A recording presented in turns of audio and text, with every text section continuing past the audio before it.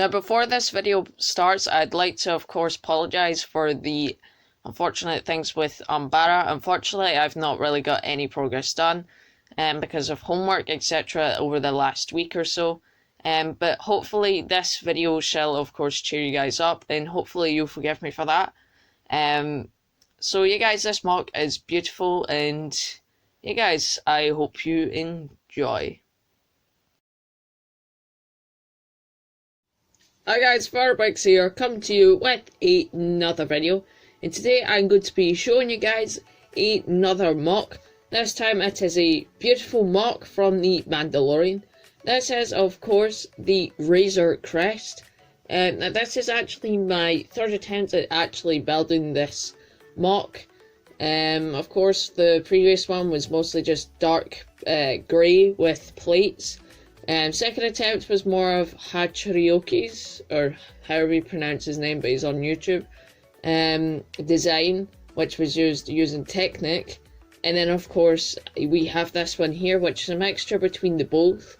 And then I was also kind of inspired by someone else.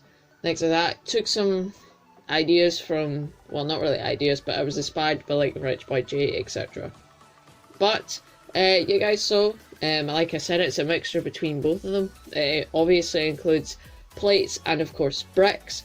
Now, yeah, guys, so yeah, guys, if you do like the content you see here, please comment, like, subscribe, and yep, if you do, I have an Instagram account, so there'll be a link to that in the description below.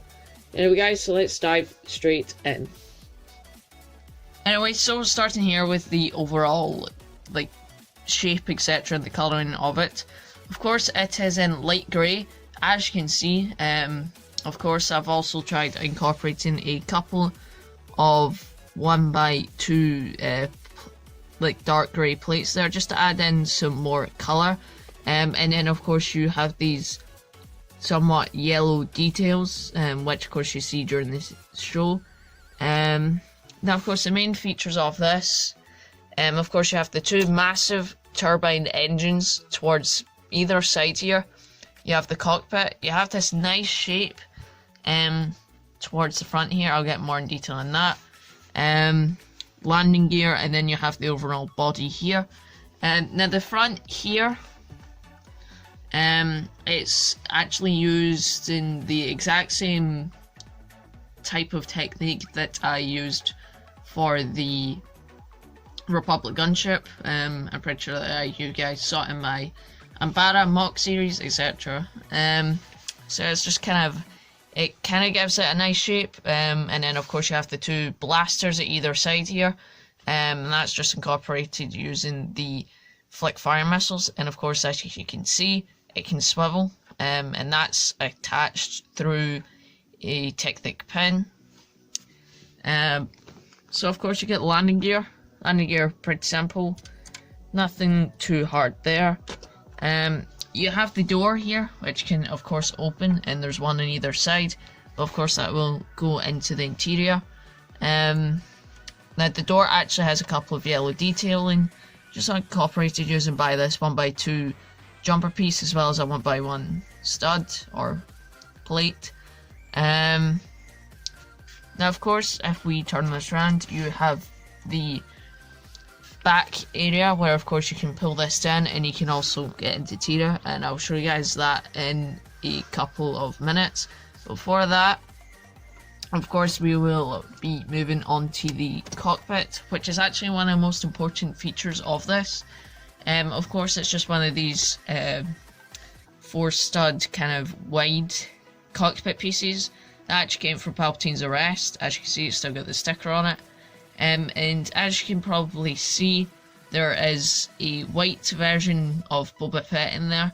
Unfortunately, I don't own any of the minifigures from the Mandalorian Battle Pack or from the Mandalorian itself.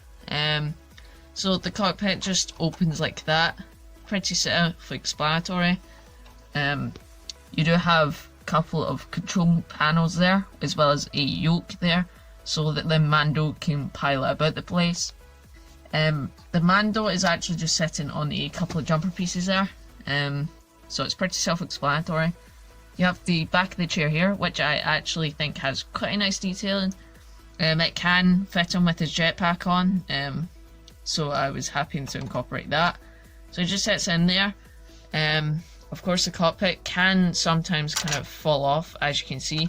And then I'm pretty sure that's just the cockpit piece that came with Palpatine's arrest. And I'm pretty sure that's just because of age, because it is run about, as to say, 8 years old. But there is an interior, which of course we will get to in a minute. Before that, we'll of course be getting into the details on the top here, if my camera will focus. Now of course the top here, as you can see, there's a couple of 1x6 tiles there that's in yellow. Of course that's just the kind of contrast with that. Couple of more tiles. Giant engines, which is incorporated using these massive pieces here, that you can typically see in quite a lot of Star Wars ships nowadays. Tiles about, cheese wedges. There's actually a couple of clips there. 1x2 griddle pieces about the place. I think that's actually one of the iron ingot kind of pieces. A couple of 2x2 round dish pieces. And going towards the back here, as you can see, it's a couple of shape towards there. So yeah guys, let's get into how to get into the interior. Now to get into the interior, you of course, can open in multiple areas, or mostly just one. But in order to get there, you have to first take off this top piece here, which is pretty self-explanatory. As you can see, it just attaches using a couple of studs. Push that down. You can of course bring up the cockpit there, and that gives you access to the interior. So if I bring my tripod up, you can probably see quite a few details in there. Of course each of these doors can open.